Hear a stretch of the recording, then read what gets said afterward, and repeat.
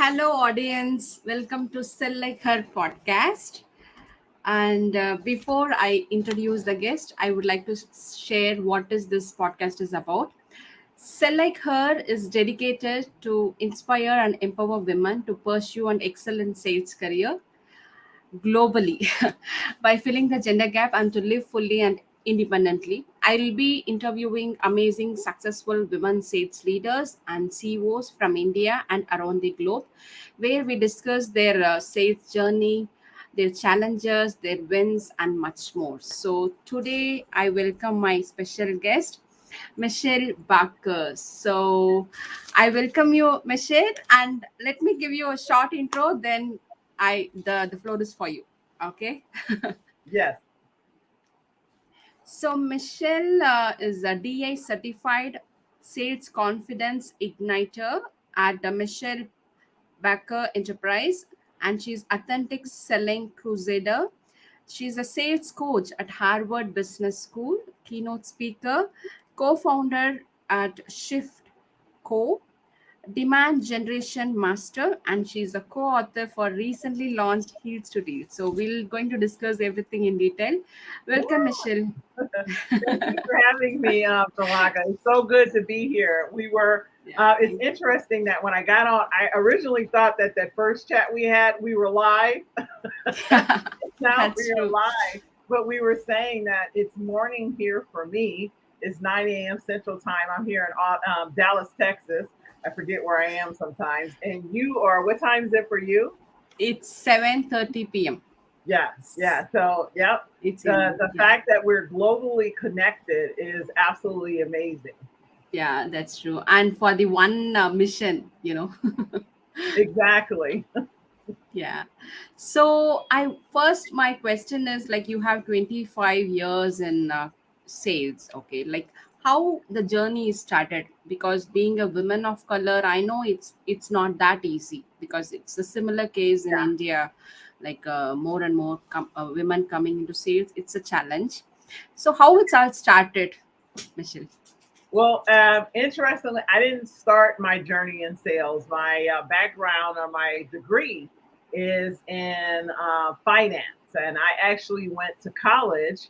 Although my father owned a business, and I worked with my father, and I did a lot of work around biz with him. Right, he taught me some things early on. But I actually went to college after a brief stint. I don't. Many people don't know I'm formally incarcerated. So I ended up, doing some things and getting in trouble, following some people that, that saying, "You are the company you keep." And Jim Rohn says we're the average of the five people we spend the most time with. My insecurities caused me to hang out with people who were not as savory. I went and started working. I went back on my degree in finance because I thought that if I got a degree in finance, I'd always have a job. So that was my Mm, focus, was to stay okay. employable and always have a job. I found that I was bored senseless. Not that anybody doing finance, if you love it, that's your thing. Analytics was not where I found I enjoyed talking to people more than anything, Mm, learning about people's diverse background, their interests, the things that what I really loved the most was learning about what made people excited, right? mm, And through the connection with a entrepreneur who was brought in to do some team building. She saw me and she offered me a free consultation. She was like, "No charge. I would love to work, give you some free time wow. on some career coaching." And that's how I ended up realigning, doing Briggsmeyer. And it said that sales was one of the things, and I went into sales. And I did not do well initially in sales. Okay. I did It's normal. really, really bad. Like I started looking for a finance and accounting job again. I did so bad initially in sales. Okay. You mentioned exciting, you want to understand what is excited. What is that excited you getting into sales? What excited me about sales was the variety of people that I got to meet every day. It was that every day was different. I wasn't going to the same cubicle or to the same driving up to the same parking lot, walking into the same two doors every single day after day. Every day was new, and every person was a new experience, because even if I had a route and I saw you once a week or once every other week or once a month, something had transpired in your life since the last time I saw you. And I was always excited to hear about what was exciting in other people's life. Aside from the Mm. products that I was selling, my focus has always been on the humans, right? On the people behind the sale. That the fact that I get this opportunity to sell a product that allows me to interface with interesting people. Wow. I think that's most important, right? Like you have to understand the prospect, add value to the prospect. Then I think everything falls in place. Exactly, exactly. And that was one of those interesting where, so my first job in sales was I sold Yellow Pages advertising, which is probably dating myself, right? So I sold like that the phone book, which doesn't exist anymore, right? Yeah. I sold those ads, and I worked out of New York City, and I with the five boroughs of New York. At the time, Queens County was the most ethnically diverse county in the United States.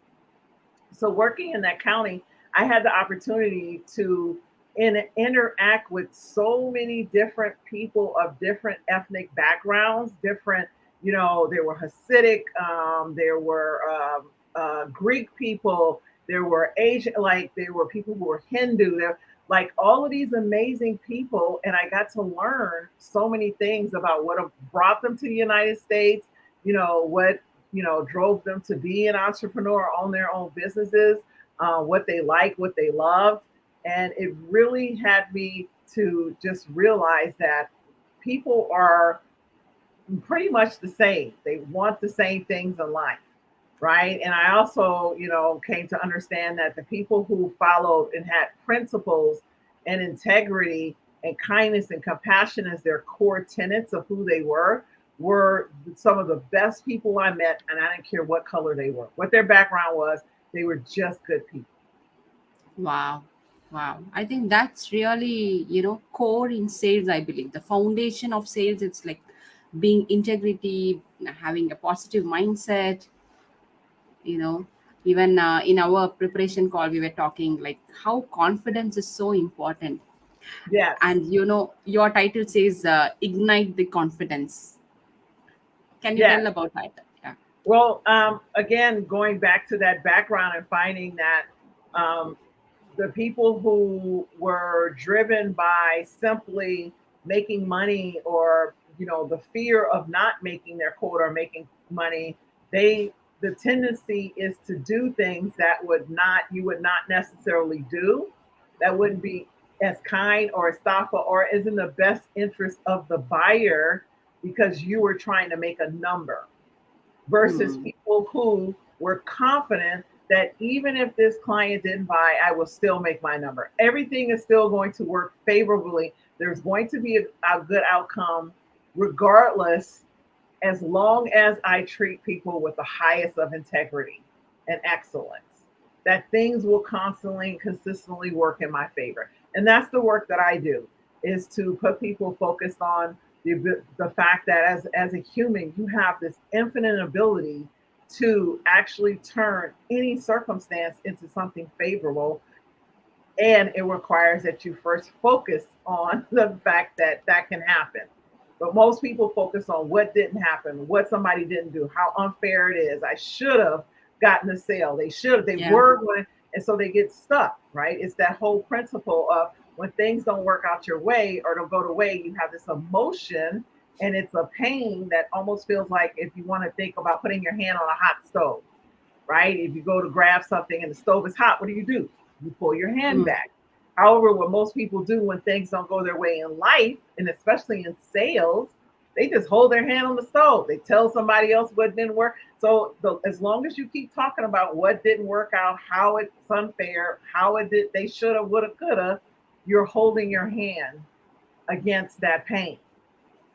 And the only way Yes. to turn it in your favor is to lift your hand and decide, you know, right?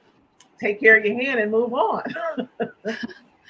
Yeah, I think it's all her confidence going to push her friend. She can't, expect others to push her forward. Yes, exactly. Yeah. And that's that looking outside of oneself. Everything we need is inside of us, right? We have, again, this power and this ability to um, change in a moment, right? I think about how many people who approach me and find out I'm a sales coach or a confidence coach, and they're struggling with sales. The first question they ask me is, "How do I get more clients?" Right? Hmm. And with the first, and I'm like, that's a great question. Tell me about, why do you want to sell? Right? And it's often, I want to make money. I want to buy all these things, and I'm like, so that's what you're taking into every sales conversation is your wants, your needs, your desires. You have not told me anything about the buyer. Exactly. Like, like you didn't tell me one reason why you want to sell that's buyer focused. Hmm. So again, we're humans. We know you can smell and sense desperation. So you're going into every sales call desperate to get a sale instead of confident that you will deliver some value, something valuable to that buyer, regardless if they said buy or not. It doesn't matter if they buy. The whole interface of that conversation is that it's valuable to them. And that's how, if they say no, they will still many times come back to you because you've left them with that good feeling. Wow, that's really profound. Instead of, asking like what I get, instead, like what I'm going to give.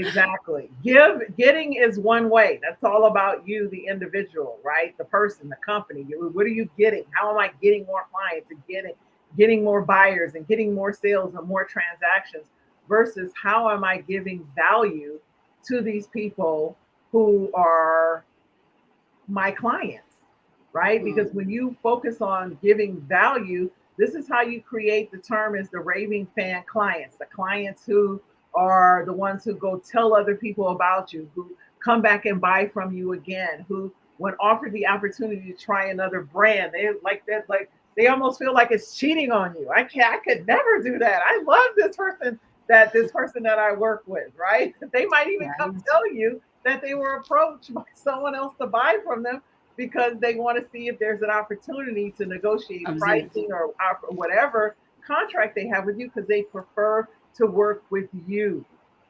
Mm, right? exactly. And that will only happen when you have assured them and created a relationship where they feel comfortable, they feel they can approach you with pretty much anything. Very And true. that doesn't happen on one call. Correct. That takes time. And that's what most people aren't willing.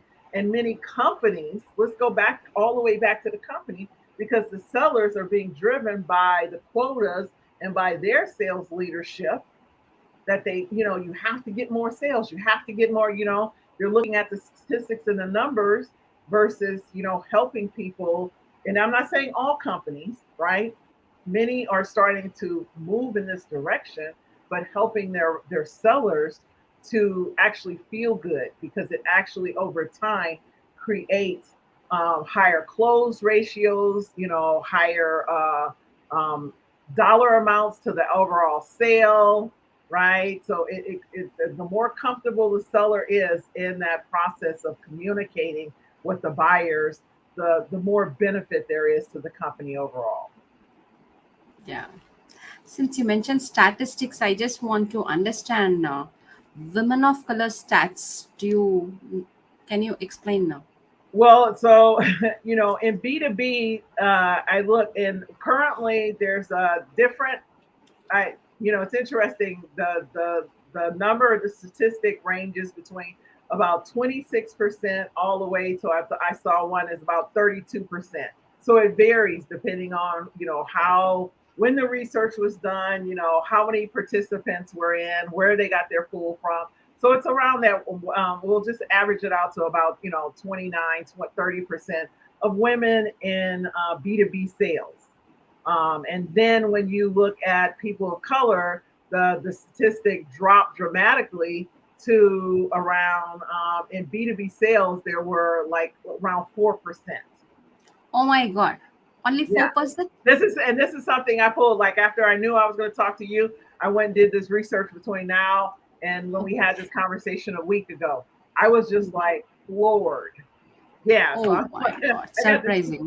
like, and I'll send it to you. But it Sure. was like 3.8% B2B sales representation by race, and that's just race.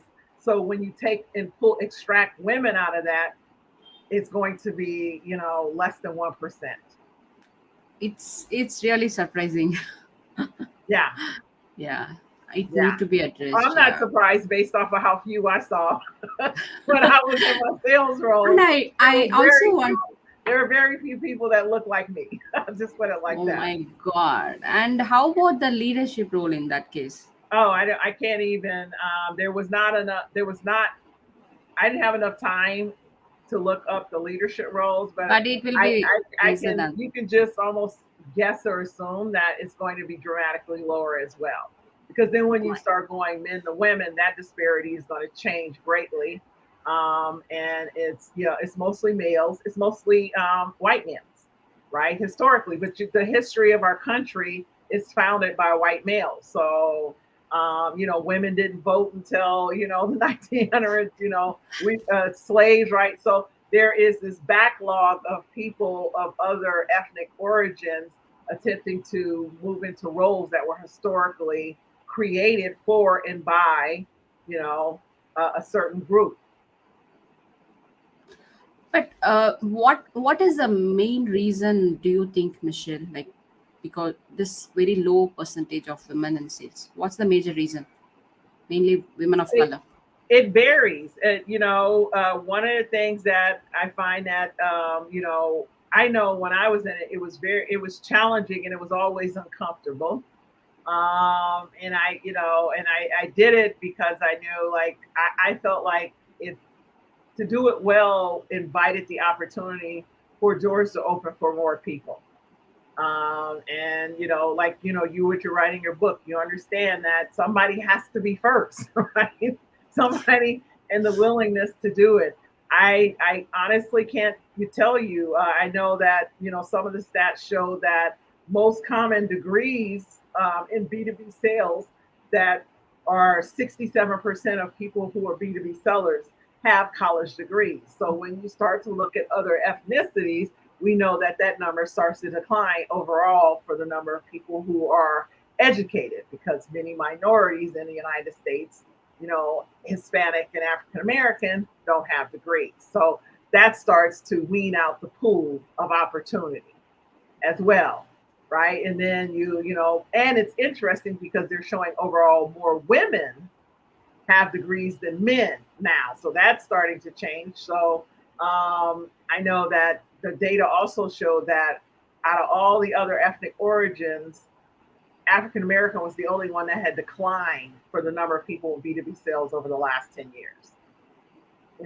Hispanic and Asian and other was how they grouped everything else had grown but African American had declined. And this is, like I said, some of the data that I pulled where people were doing research on this because they were looking at the diversity, equity, and inclusion of different industries.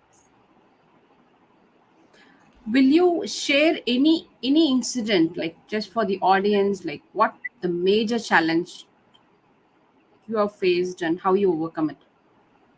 I would say the biggest challenge for me was not knowing where to ask a question, right? Just knowing like one of the companies I worked for, I worked in a big organization. It was Thermo Fisher owned the company that I worked for, but it was a small boutique company. So the whole company had 55 employees, even though we're a part of this conglomerate, right? Thermo Fisher, right? But we had 55 employees at the time. and there were about 11 of us on the sales force. I had a 10-state territory, and out of the 11 of us, they were all white males and me, right? And I didn't like, I knew that the guys were able to be efficient and all. I didn't know how, like, so, and in hindsight, one of the examples was like talking to them. I can hear now the conversations, right? They had people doing stuff for them. So I would work and travel, and then I'd go home and grocery shop and do all the little things where they were all married, right? So literally with stay-at-home wives, right? So I was like, oh, okay. So that was something I could have hired out, right? I could have had someone doing my grocery, picking up, but it never dawned on me because in my background, coming from my background of strong women, we do everything, right? We don't, there's nobody in my family who ever had hired out somebody to like that butler kind of service. It wasn't even a concept that I had even heard of or thought of till later, right? Mm. So having a female mentor who had done exceptionally well in sales, who was maybe single and who knew how to balance a travel job and all the nuances of, you know, running your household at the same time would have been incredibly helpful. And that's why I like these books, and I like that you're doing Sell Like Her, and I like, you know, Girls Who Sell and hashtag Girls Club. There's, you know, and Sisters in Sales. Like I could list on and on all the different, you know, National Association of Women Sales Pros. I could list all these different organizations that are starting to come up, and they're giving voice and space to women to understand that even though, you know, it looks and feels hard, it's not as hard as you think it is. And it's only hard because there's no one else that looks like you that's around. So you start to think, and you start to think that what you're thinking is wrong, right? You Yeah. start to think that, like, you know, and you're not comfortable maybe asking somebody, is what I'm thinking wrong? Because there's nobody around to ask. And that's what I tell people.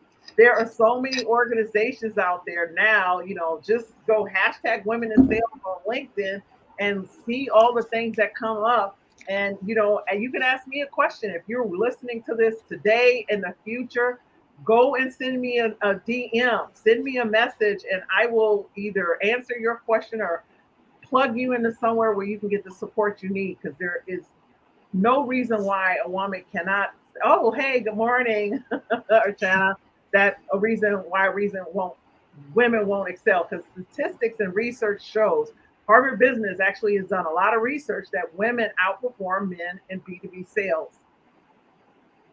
There is a question by Achana. Are you Okay. able to Were there any maybe can I setback read it? initial stages? How long did it take you to come back? What tips can you give saleswoman who just started her journey? Okay, so that's a lot of questions. The first one is about tips to just start your journey is to a routine. So one of the things that I really impress upon people is your morning routine. Many people get up thinking about all the stuff they have to need to should do. They think about the stuff they didn't do yesterday. So you start your day, um, and that's actually um, criticizing yourself. So when you think about what didn't happen or what you need to do, you're in criticism mode. Start your day doing something that inspires, empowers, ignites you. And that is that quiet time. That's that meditation. It's the journaling. It's the affirmation. It's the visualization. And every one of my clients are required to create 15-minute morning routine. It's not even negotiable. If you don't create that routine as my client, I will let you go because I cannot help you to become unstoppable confidence or create unstoppable confidence without the morning routine. So that's the first thing, right? And get organized about your day-to-day, your activities, and how you input your data and how you're tracking your sales and how you're following up. That because the consistency, the top performing sales reps, they are rarely the smartest people. They're just the most consistent people. So I hope that's helpful. Find a mentor in a group where you can talk about the struggles because sales is one of the hardest jobs there are, and people really don't talk about how hard it is because it's emotionally difficult. you're dealing with rejection, you're dealing with self-criticism. And until you get somewhere where you can start turning all of that, where it repels off of you instead of just enters into you, it's always going to be a struggle. And one question is, see, in India, even for a woman to getting into sales, family support also plays an important role. I want to understand, even for women of color in other countries, I don't think for US that would be a big issue, family support. But here it is an issue. And what about your country? Or Well, I can't speak for all women in the support of sales. Here it is it depends on what your background is. So for women with kids, it would be challenging to have a job that takes you out of the household, or that is a travel. Right now with tech sales, there's so much opportunity to create income from home, right? And that's, I think, where you're finding a lot. Many women, especially during COVID, many women started to gravitate to the sales, and many companies found that they could be just as successful, if not better, because their expenses went down of how having to like have offices for all these people, and instead have people working from home, and they saw the performance increase as well. So I'm a believer that it's never the circumstances, it's always what you think about the circumstances. mm, We have human beings have an infinite, unlimited capability to turn any circumstances into something favorable when you start to focus on how can I make this work in my favor. As long as you keep thinking it's a problem, it can't be anything but a problem. I can't make you believe it's not a problem if you're thinking it's a problem. The first thing to do is to say, okay, this is a challenge for me to grow myself, for me to expand my creativity, my thought process, right? Because that's how we become better humans, is by facing the challenge. yeah. And one of the things, I'll say this, and I'll go on, is um, when you sell, a true seller is a solution. So you're solving whatever if it's a product, if it's a program, right? If it's a service, you're offering a solution to someone else's problem, someone else's challenge. So you have basically invited into your life that I will be a solution. A solution is only needed when there's a problem. So most sellers actually end up having a lot of what they feel like are more problems in their life, because you are being invited by God, universe, divine, Buddha, whatever you want to call it. You're being invited to get more creative and Mm, innovative in how you think overall, just every day, right? So when you start accepting those challenges as opportunities to ignite your creativity, you'll be amazed at how little things start to they stop bothering you, because you'll just start to invite them. You're like, okay, this is interesting. How am I going to work this out in my favor today? Whereas everybody else is whining and complaining. you know, Archana asked one question like, what's your memorable achievements? I have many.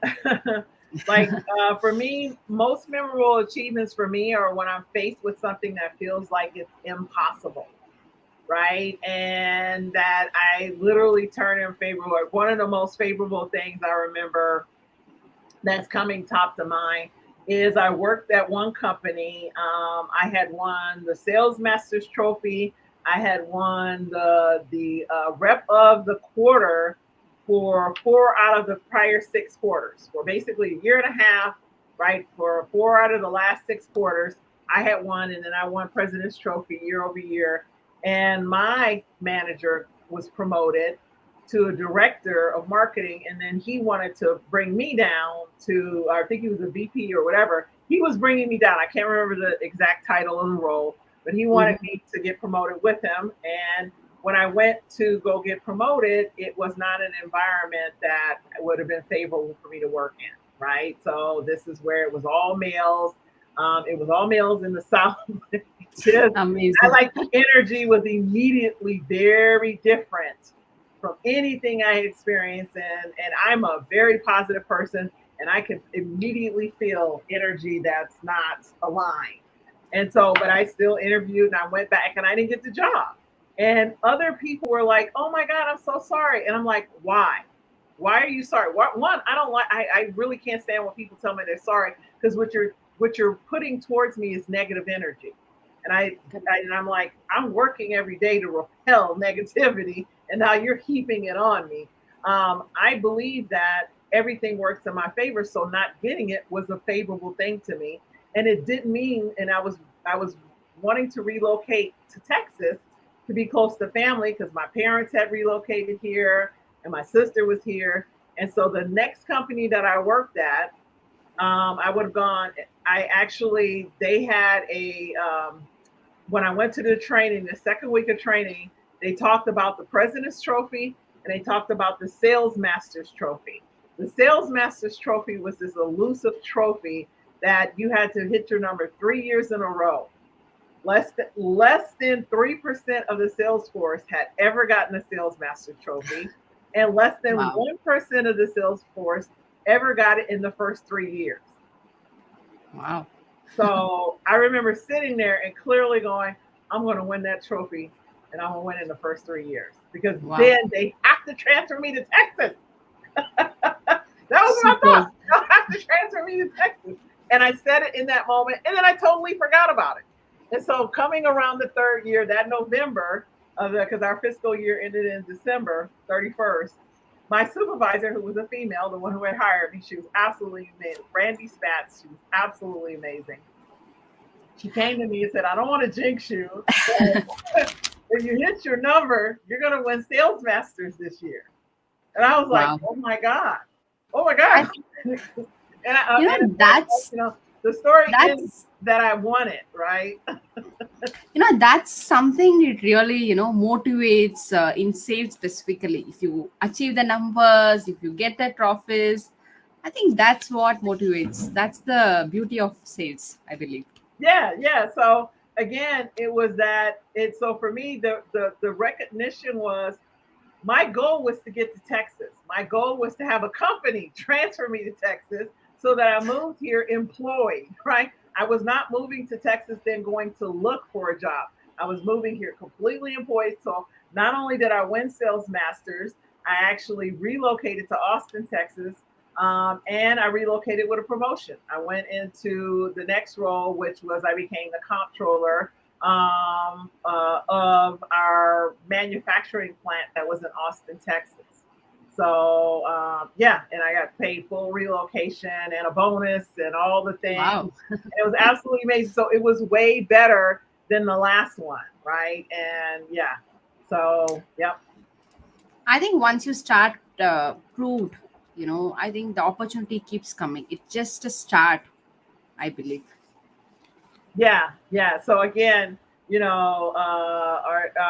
Ravia, yes, hey, good morning.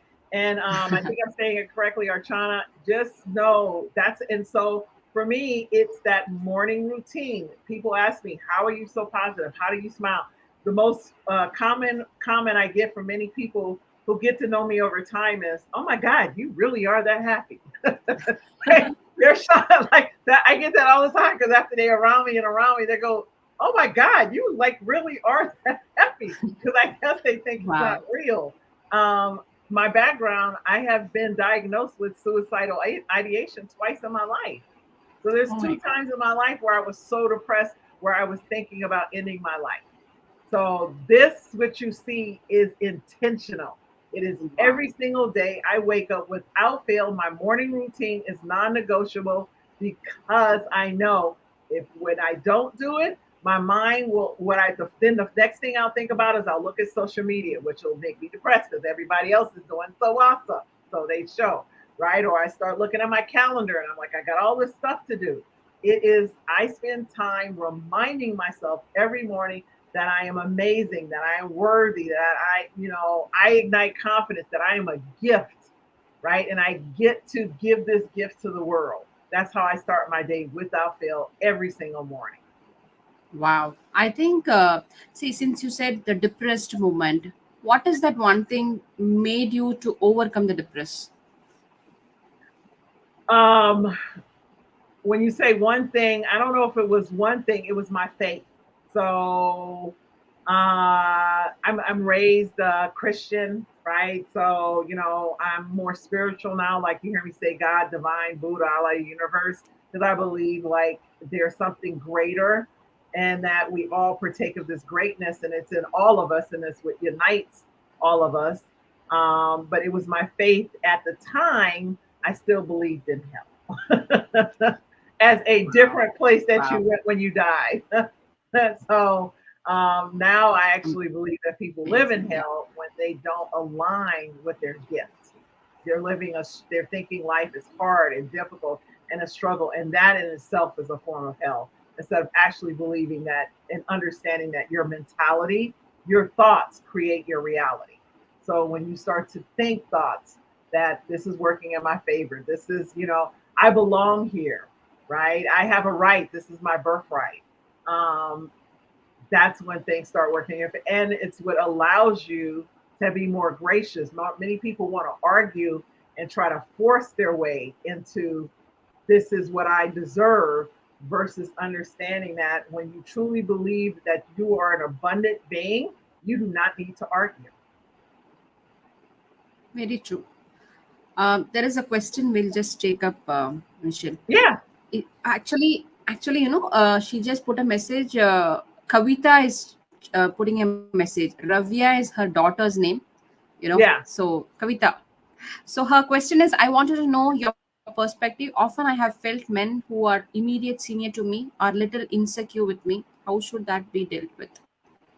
Oh, yeah. So when you say they're insecure with you, is it because you are smarter than them? Or, right? So I find that interesting because here in the United States, it's the opposite. Men who are often immediate senior supervisors to us are often are in women find them intimidating, right? And so I actually neutralize. So anybody that I work with or for, all I want to know is what excites them.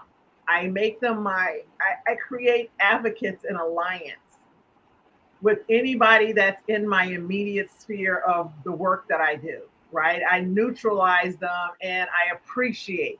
One of the things that people don't understand is that the minute reason most people feel insecure or inadequate is because they have told themselves something negative, and the quickest way to turn that around is to appreciate them.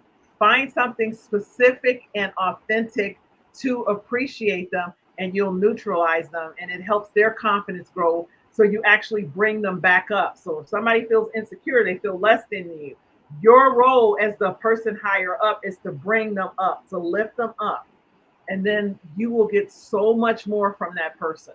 Oh my god, they will. That those people, those are there's a quote by Maya Angelou: people rarely remember what you did, they often forget what you said, they never ever forget how you make them feel. So when you can have someone feel appreciated, feel smart, feel what when you do things like that, they will be your advocate. So even when you're not in the room, they will still be speaking favorably about you. And that's how you build your network and business. If you're just running over people trying to make them understand, well, that doesn't leave them feeling good about you. So it's that more you appreciate others, the more they talk about you. Exactly. You are like right now.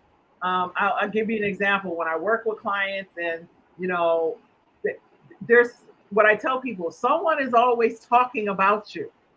Have you decided what they're saying? Your ability to what they're saying is how you treat them. So the way you treat them decides what they say, the way you leave them. My mantra for the last 20 years: you will be better off having met me, period. So that way I know what people are saying about me because I left them better off.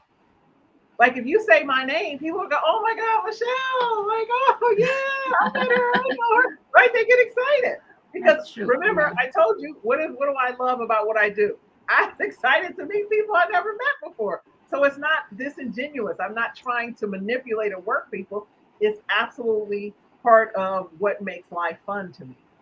So finding that thing that you enjoy and then giving that to the world. You don't like that's how you show up and you illuminate other people through that form of like it's a kindness, a compassion, a thoughtfulness because you're giving out of yourself.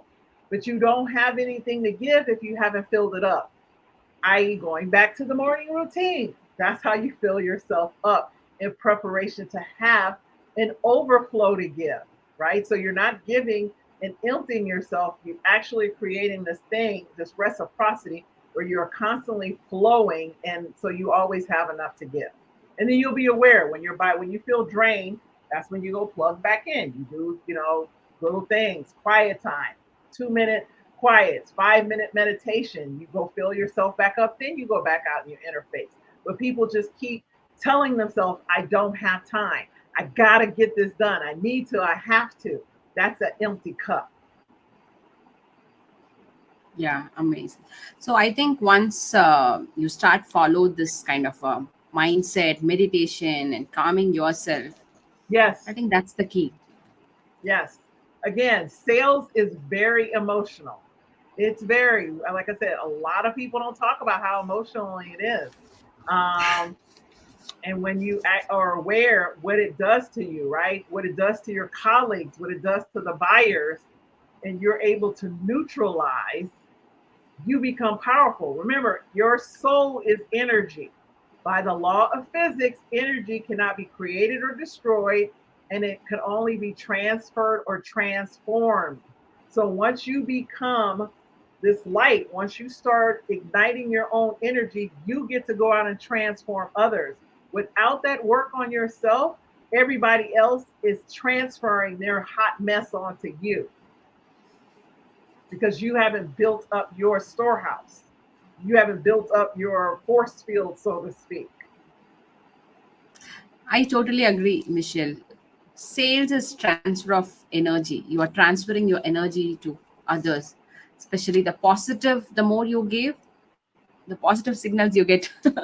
Exactly. And this is where I found, in interestingly enough, so when you talk about like the DEI and the ethnic diversities and all of that, this ability to be a transformer of more of a compassionate kind, confident sale actually helps you to move across those lines. People are more likely to be receiving of you regardless of your color because we forget we are mammals and we sense energy immediately.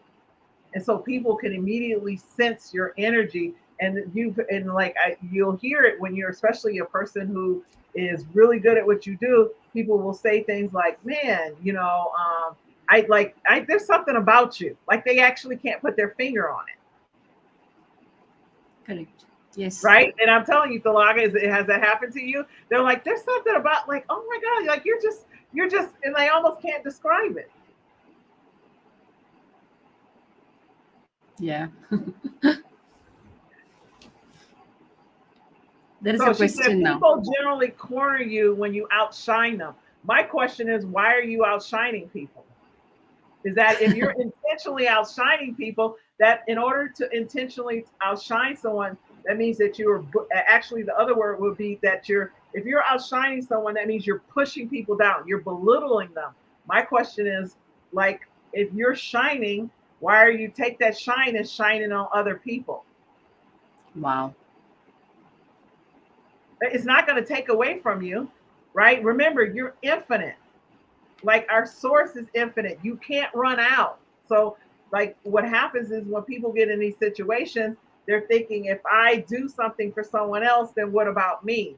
Forget, you don't have to worry. When you actually do the work, you realize that there's always enough. As long as you tap in, it's just going to keep flowing from you.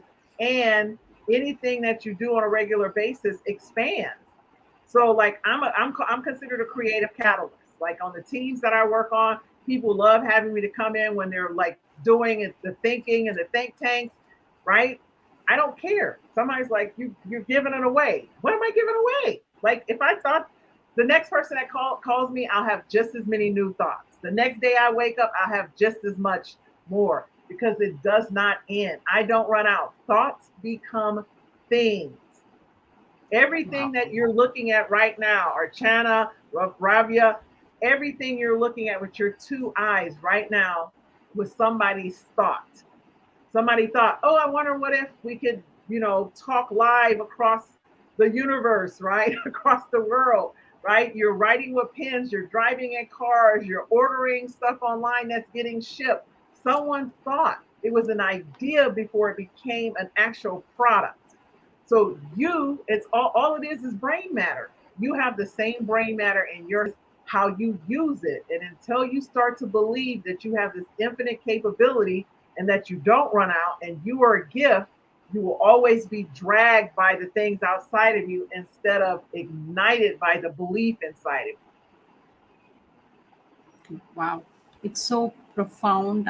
Your thought is the beginning, right? Like how you you. It's the think, beginning of everything. that manifests. And that's why, again, the I, morning routine helps you to. I tell people, you cannot slay the it's day again and if you again, don't that's more master the important. morning. Yeah. So that is your And first we want your to, first skill. okay. And the last one is about our book, Heels to Deals. Yes. Yeah. So Heels to Deals, what I love the most about this book and the story. So I actually started reading a story a day, right? Because I think it's 29, 30 stories in there. I'm like, if I did this every month, like this is one of those things that is a quick shot of inspiration to remind me that, as a business owner, I'm constantly doing, putting out proposals. Like I recently had this great opportunity for a proposal and I realized that because the learning curve for it was going to be so great, it was going to take lots of hours that I actually gave it to somebody. I referred them to someone else instead of feeling bad. That initial thought was, oh my God, what's wrong with you? Why can't you do it? You should do it, right? So I was shooting myself, I was shaming myself. But I realized my priority right now, having relocated to where my family is to help my parents with my disabled sister, I'm a live-in aid, and I run a business, my priority and my commitment is to my sister. So this book, like reading a story in the book, reminds me that it's okay. It's never going to be perfect, right? Remember, focus on what is your priority. Focus on what you're creating and move in that direction always. What lights me up and ignites me right now is the love I have for my sister because she's been disabled her whole life and things are starting to wean down. And when I look up in 10 years, I will have no regrets.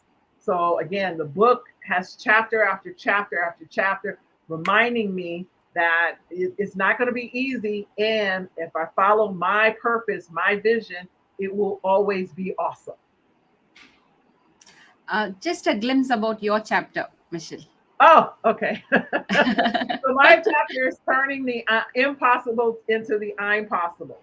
So when you look at the word impossible, it's IMPOSSIBLE, right? The word is not, so remember I come from a background of faith and there's a scripture or in there that says that there is nothing impossible for them that believe.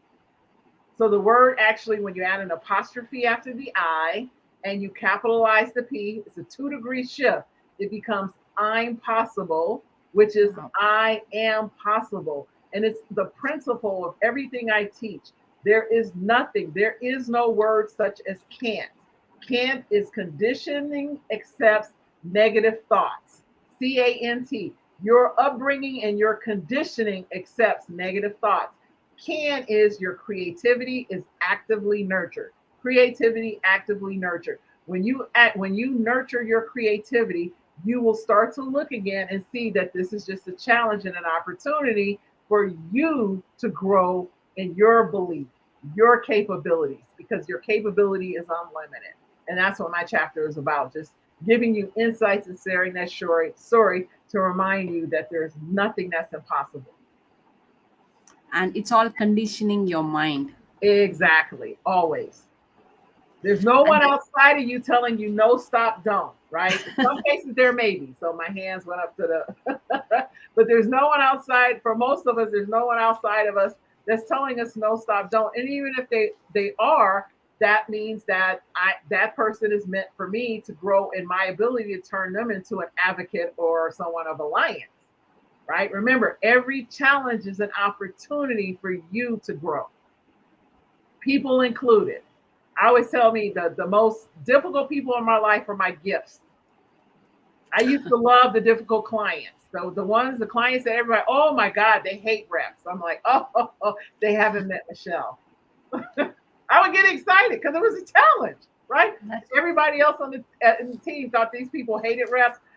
Watch, I'm about to show you how good I am because they're gonna fall in love with Meshell. And so my mind had no concept of failure. It did not conceive that they would not like me because of what everyone else said. I believe that I am special and I'm created to show and be a testimony of the possibilities of who we can be as people when you are kind, compassionate, thoughtful, and loving, and you can turn anyone into your favor. And that's what I would do. wow. And there is a question, the last we will take, Michelle. Any tips for converting more prospective clients? So yeah, well, that that's a challenge depending on what industry you are, where your prospect list is coming from, if it's giving to you.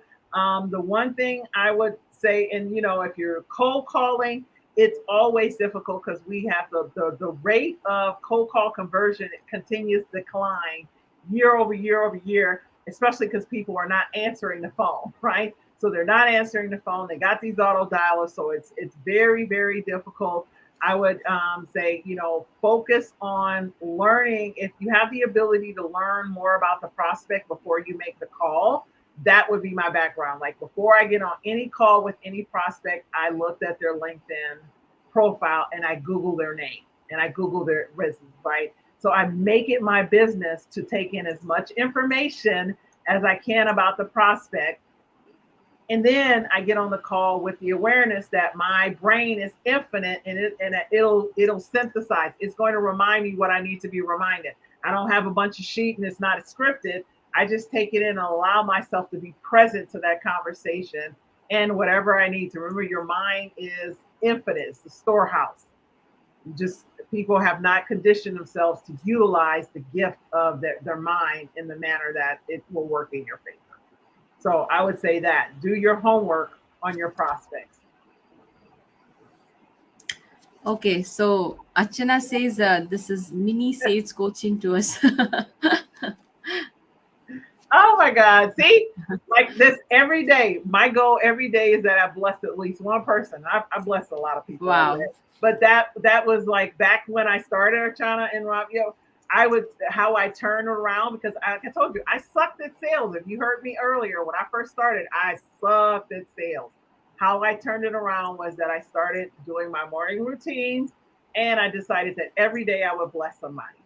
And that became my focus. And then once and then it wasn't just one person, it was just how can I leave people better off? And that became a game. I wasn't trying to do it as like a task. It became a fun game to watch people's mouth turn up, right? And like watch people go from who are you? Why are you here? To oh my God, you're just amazing. Are you coming back? Wow. That became the game. Maybe you can tell Archana and Kavita what is that 15 minutes they have to practice? Just a glimpse. Say that again. What is that they have to mandatorily follow everyday morning routines? 15 minutes if they Oh, want to 15 minutes. practice. So, what I tell people is the one thing it must include meditation. If you've never meditated, find a guided meditation. And it does not need to be the entire 15 minutes. I encourage that you break it up. There is a book that's called Miracle Morning by Hal Elrod. And he has an acronym for SAVERS, which is silence, affirmation, visualization, exercise, I forget what the R and the S is scribing, and I forgot what the R is all of a sudden because it's not my acronym. And I tell people, you must make the recipe for it. So every one of my clients is 15 minutes, and they require that they do some form of meditation. So some people do a 5-minute one, a 10-minute one, then they journal for 5 minutes.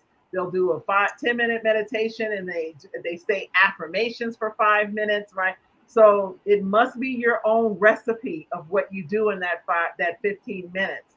Because if I tell you what to do, it's not you. It has to be you creating it, because that's what cultivate, that's what'll pull out of you a level of confidence that I cannot give you if you do what I tell you to do.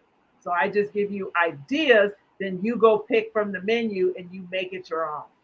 And that's where the power comes from, because you make that 15 minutes your own. And then you make it non negotiable. Your brain requires consistency.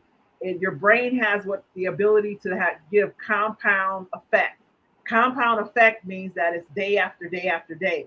The minute you miss a day, your critic shows up and reminds you you missed the day. So why it's non-negotiable? Because as long as you don't miss a day, your champion and the cheerleader in your head get louder and louder and louder. And as soon as you miss a day, the critic shows up and goes, "Hey, you missed a day.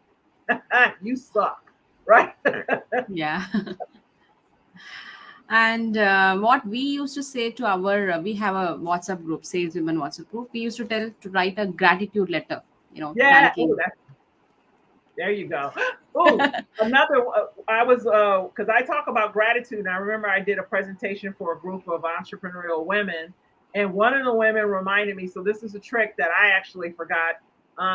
Was that she would write a thank you email before she went on the prospecting call, Wow. because the mind likes, right. Remember, the mind is going to take you wherever your thoughts become things. So her thought was, if I write the thank you before the call, my mind already believes this call is going to come out awesome. But what kind of a letter? Like An just thanking a email, pros? Yeah. just an What is? email. Thank you.